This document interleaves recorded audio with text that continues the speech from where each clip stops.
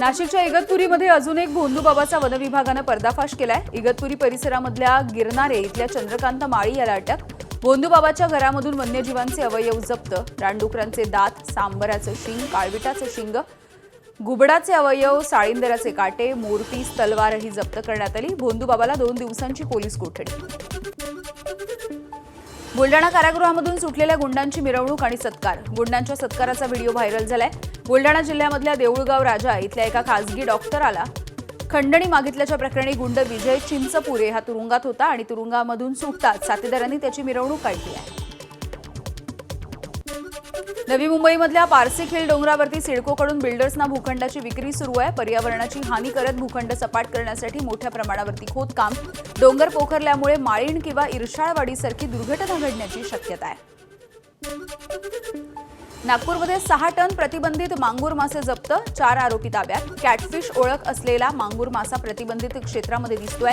माहितीनुसार मंगळुरूवरून उत्तर प्रदेशकडे हा मासा नेला जात होता। पोलिसांकडून नागपूरच्या मत्स्य विद्यालयाला माहिती देण्यात आली।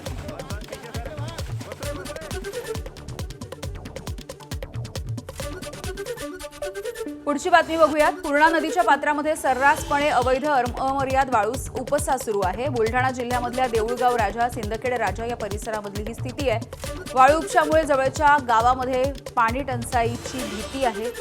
जनस्वराज्य संघटना आंदोलनाच्या पवित्र्यात।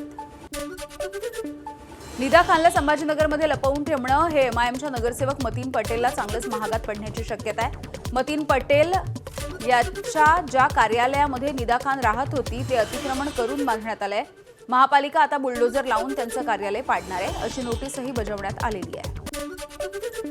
गोंदियाच्या आमगाव इथे गॅस बुकिंगसाठी नागरिकांच्या रांगा। इंडियन गॅस एजन्सीच्या समोर ग्राहकांची गर्दी। गॅस बुकिंगसाठी आमगावकरांची धावपळ। प्रियकरासह पळून जाण्यासाठी विवाहितेनं सासरच्याच घरामधून 21 लाख रुपये चोरलेत। बेळगाव जिल्ह्यातली ही घटना आहे। हसीना नदाफचा 2 महिन्यांपूर्वी शरीफ नदाफसोबत विवाह झाला। विवाहाच्या नंतर हसीना प्रियकर हनुमंत मारापूर याच्या संपर्कात होती। शरीफच्या तक्रारीनंतर पोलिसांनी हसीना आणि मारुती या दोघांना अटक केली आहे। सराफाचं दुकान फोडून अज्ञात चोरट्यांनी 42 लाख रुपयांचे दागिने आणि रोख रक्कम पळवली आहे। नागपूरच्या एमआयडीसी मधल्या आयसी चौक परिसरातल्या मोनाली ज्वेलर्स इथली ही घटना आहे। पोलिसांकडून सध्या तपास सुरू आहे। बीडच्या परळीमध्ये डॉक्टरांच्या निष्काळजीपणामुळे गर्भातच बाळाचा मृत्यू झाल्याचा महिलेच्या कुटुंबाचा आरोप आहे। महिलेच्या नातेवाईकांची रुग्णालयामधील आणि अण्णाभाऊ साठे चौकामधील सीसीटीव्ही फुटेजची परळी शहर पोलिसांकडे मागणी। पंढरपूरमध्ये सीईटी परीक्षेच्या अगोदर सीट नंबरवरून गोंधळ झाला। पंढरपूरच्या सिंहगड महाविद्यालयामधला प्रकार आहे। महाविद्यालयामध्ये गेल्यानंतर विद्यार्थ्यांना समजलं की हे आपलं सेंटरच नाहीये। चुकीच्या नियोजनामुळे विद्यार्थ्यांना फटका बसलाय। सीट नंबरचं हे सेंटर नव्हतं।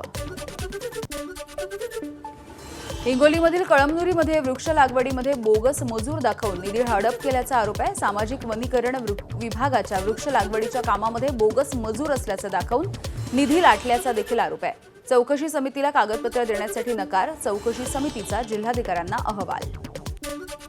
उल्हासनगरमध्ये दिवसाढवळ्या दुकानामध्ये चोरी झाली आहे। गल्ल्यामधील हजारो रुपयांवरती चोरट्यांचा डल्ला।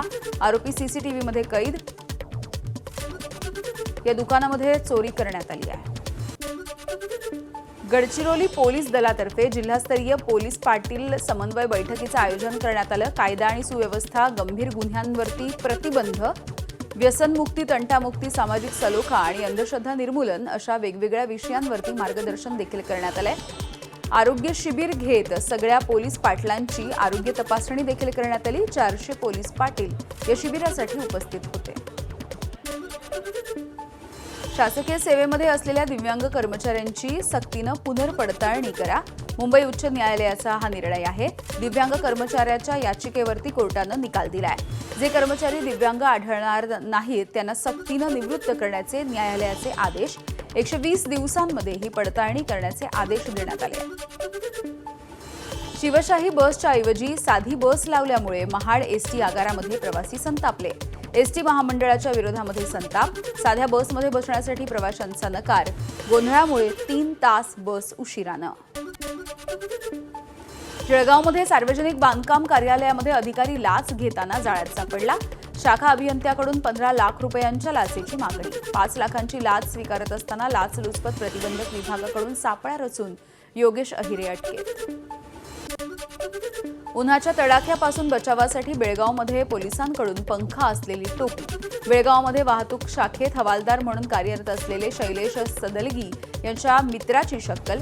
सोलार पॅनलवरती चालणारा पंखा हा टोपीला बसवण्यात आलाय.